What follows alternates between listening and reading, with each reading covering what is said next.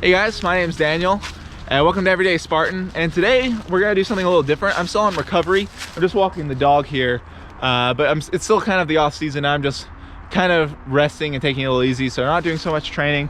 But I wanted to talk about a topic that's been showing up in Spartan, which is the idea of skipping your burpees, whether or not you should be allowed to do it in the open wave. So obviously you cannot do this for elite and age group. It's very specifically mentioned, but in open wave, a lot of the times you'll be out there and you'll see people cutting the course. You'll see people skipping their burpees and, you know, overall not finishing the race in the way it was intended. So I kind of wanted to weigh in on this topic because there are some good points. The main point I've seen that people use to argue that they should be allowed to skip burpees is people will say, well, let's imagine there's a 300-pound person who, you know, signed up for a Spartan race trying to get in shape, and they made some good progress, but they still can't quite get the race. Should they have to pull out of the race just because they can't do all the burpees here, or they can't, you know, finish this obstacle or do this carry? And in my opinion, that's a hard thing to answer, right? Because obviously, if you are someone who is out of shape, there's no shame in that. And, you know, especially if you were saying like, I want to improve, I want to get better, and I'm going to do so by doing a Spartan race, I think that's a great place to start, and I would never knock that. But on the flip side, a lot of people can finish and then choose not to because this easier route has been laid out. And then also, a lot of people who finish these races, let's say there's someone who, you know, was out of shape, trained really, really hard, and managed to do the race without having to quit. If other people cheat, you know, to finish that race, it kind of devalues what that one person who worked really, really hard did. So I wanted to kind of go into some of the arguments and counter arguments, talk about my opinion. So my opinion, just so you guys know, is that I think you should be allowed to skip the burpees in particularly the sprint distance. So I think that if you're running a sprint and you are someone who likes to skip burpees, like that's the place to do it. You should not do it in a super or any longer distance, not in a beast and not in an ultra. And I'm going to talk about why. First, I want to talk about why I think it's okay, which is, first of all, that first argument is valid. People sign up for Spartan races trying to get in shape. I remember I found a YouTube channel of a guy who he said he was 350 pounds and he dropped down to 220. You know, he was like 40 something, dropped down to 220, training and going to Spartan races and doing them. And I think like, that's awesome, you know? So like people clearly do this to get in shape. And if you're someone who maybe didn't quite manage to get as in shape as you would have liked for the race, you going out there, you already paid for the race, giving it your best effort is enough. That's my opinion as to why that's valid. Also, sometimes people are running the race because they just want to hang out with other people who are really into running the races. Particularly for me, I run a lot of Spartans. You guys know this is pretty much all I do. And, you know, two examples. First of all, my mom has run 2 sprints with me. She's running the open wave. And I mean, my mom, you know, she stays fit for her age, but she doesn't, you know, do the whole rope climbs and, you know, carrying buckets around. And so when she gets to that, she can't do those obstacles. It's hard for me, who sees her, she's out there trying to spend time with me. She just wants to get out of the house for a day. And to sit there and say, like, you shouldn't be allowed to enjoy your time there is a really hard thing to do. She's only ever run sprints with me, so I've never really knocked that. Another example, my girlfriend, she's an avid runner, but again, she doesn't train her upper body stuff, so she failed like her rope climb. I think she failed multi-rig, monkey bars. Again, she's out there to spend time with me, and why should I bash, you know, her going out there and doing that? That's just going to encourage people not to want to hang out with me, you know? So those are situations where I think I can easily see people in a sprint, particularly, you know, they get to the burpees and stuff like that, and they go to start doing them, and they decide they can't do them, or it's just too unenjoyable, and they decide to back out. In general, I highly respect people who do their burpees in the open wave. I think that it is the thing you should be doing. But if you can't, I'm not gonna shame you for not being able to do so. Now that I've kind of talked about why I think it's okay for the sprint, I want to talk about why it's not okay for the supers. The main counter argument I see for why people shouldn't be allowed to do it is it's devaluing what it means to finish a race. If I finish a super, you know, the first time I finished a super, I was super proud of myself. I did all the burpees as they were prescribed, or finished all the obstacles. And if there were other people out there that I saw skipping their burpees and skipping obstacles and cutting on the course, I would see that and say like, why do you get to say you finished a super when this was something I've been training for like 6 months for, you know? Because it's not an easy thing to do a super, and especially not a beast or anything else like that. Like my beast, I went through hell trying to finish it. And if other people who did not do it legitimately wore that medal, you know, it's hard for me to have any respect for them, because basically they're trying to claim they did what I did, but they can't do it, or they didn't. So it devalues what it means, because the more people who finish it, it devalues the accomplishment. The counter argument I've seen to this a lot, which is what Mike likes to say, is that if you're running the race to impress other people, you're running it for the wrong reasons, which I would agree with. I'm running the races for me, but there's an undeniable social currency that comes with saying like, hey, here's this really hard thing. I went out and I conquered it and I did it, and that's really cool. And I want to talk about it. I want to talk about it with other people who've accomplished it. And I don't think there's anything wrong with wanting to feel good about yourself for doing something hard. So again, I hear that argument that you shouldn't be doing it for other people. So yeah, so the first reason is pretty much just you are cheating out other people. So I want to talk about an example from my ultra I ran this year, the Carolinas Ultra. I was running in the age group, so I started like 15, maybe 30 minutes ahead of other people in the open wave. And about 22 miles in, I saw people with black headbands, so open wave runners, starting to pass me. And I've only ever been passed by one guy in the open wave before. It was at the West Virginia Beast, and I actually passed him later on in the race.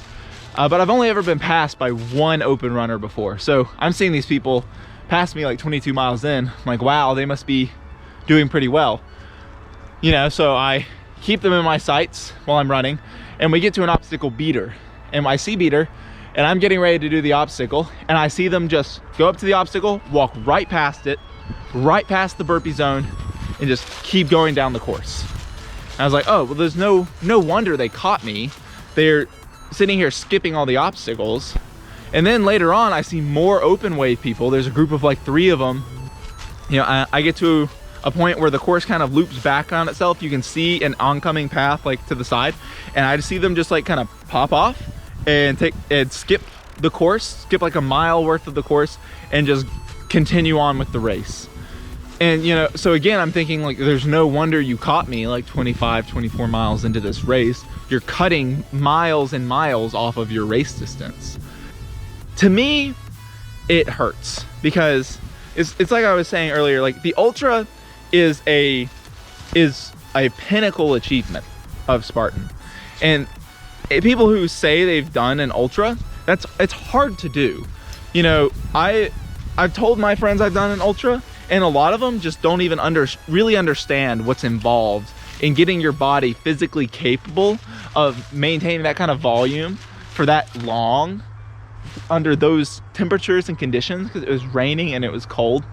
If I go around and I'm wearing my ultra shirt, that's a major accomplishment. And if there are other people who have their ultra medal on and their ultra shirt, and they're wearing it acting like they did what I did, you're just devaluing, and you're just hurting not only yourself, but you're hurting me.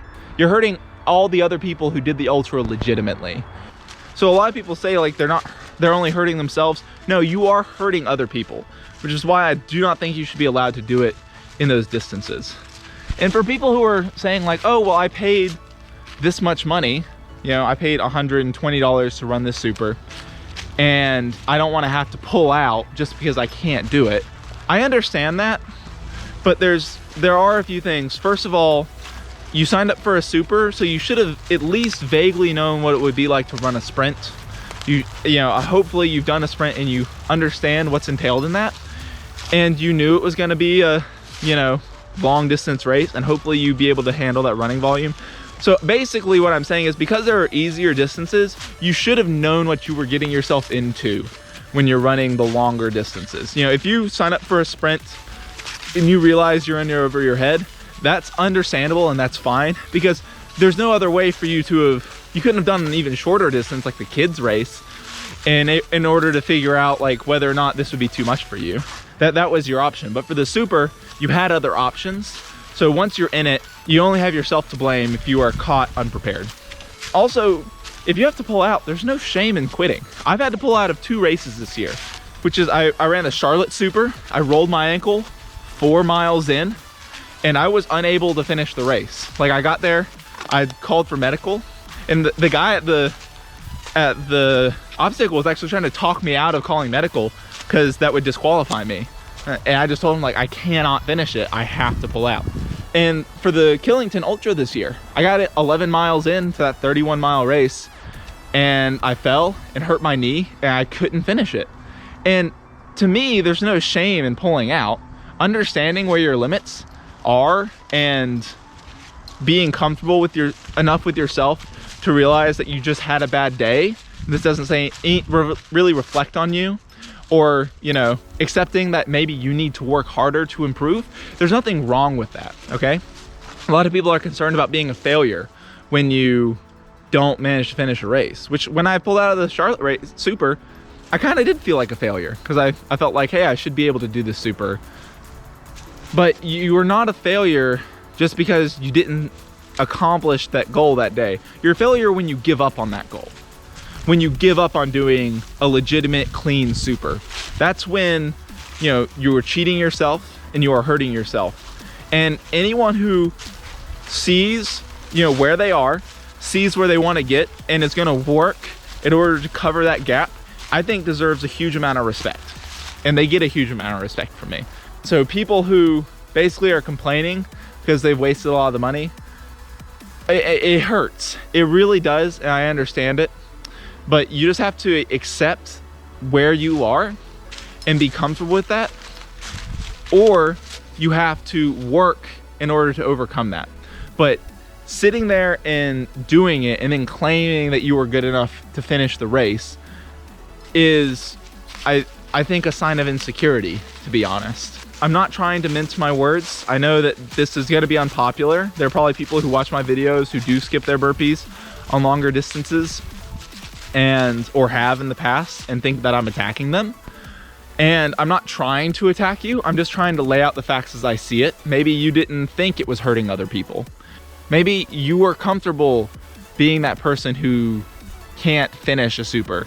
But if you can't finish a super, telling other people you did is hurting other people, you know? So, and if you've done it in the past, that doesn't mean you can't start doing it the proper way. If you ran a beast and you just skipped burpees on that one obstacle, that doesn't mean you can't run another beast later and do it again. Redemption is a very quintessential part, I think, of Spartan racing. For me, I was at some of my lowest points when I ran Spartan races, and finishing them and accomplishing this physical goal was like a redemption for me and was like a way to grow. So I think that it, you know, again, if you've done this before, if you are someone who is just going to complain that someone's bringing it up and not really try and change, then, you know, maybe you should think about that and think about how that reflects on you. And if this is resonating with you and you're saying, wow, maybe I should stop doing that, then all you have to do is start.